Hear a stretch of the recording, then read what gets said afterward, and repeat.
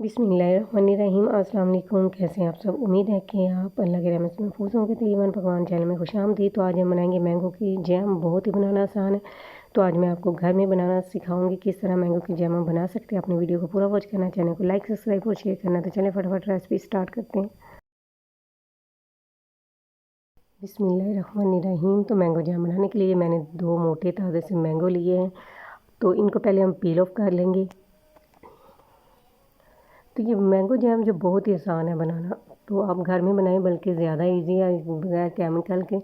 और तकरीबन ये 1 माह तक जो घर में हम बना के इसको सेव कर सकते हैं। तो इसके अब मैंने जो है चम्प्स बना लिए हैं। तो इसको हम ग्राइंडर मशीन में डाल के पहले हम इसको अच्छी तरह ग्राइंड करेंगे और इसका एक स्मूथ सा हम इसका पेस्ट बना लेंगे।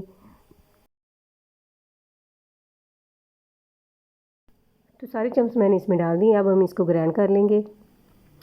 और ये देखिए ग्राइंड करने के बाद ये देखिए आपके सामने जो मैंने ये है इसका स्मूथ सा पेस्ट बना लिया है। तो अब हम चलते हैं अगले स्टेप की तरफ। यहाँ पे मैंने एक फ्राई पैन लिया, तो उसमें सारा जो है मैंने मैंगो का जो है पेस्ट इसके अंदर डाल दिया है। तो अब हम इसमें तकरीबन हाफ़ गिलास जो है पानी डाल देंगे।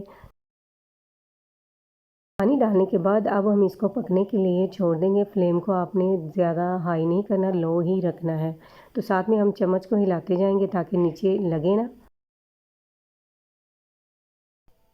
तो आपने इसको हल्की आंच पे ही पकाना है, साथ में चम्मच को हिलाते रहना ताकि नीचे लगे ना।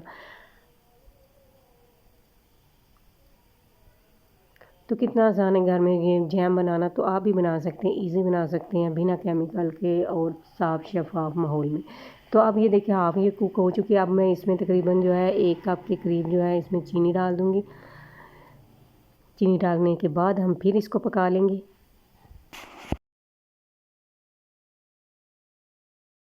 तो अब इसमें 2 से 3 चम्मच जो है हम डाल देंगे नींबू के रस के। और आप इसमें वाइट सिरका भी ऐड कर सकते हैं। ये डालने से जो है जैम हमारी ख़राब नहीं होगी और 2-3 हफ्ते जो है इसके निकल जाएंगे जैम के। और आप फिर दोबारा बना लें।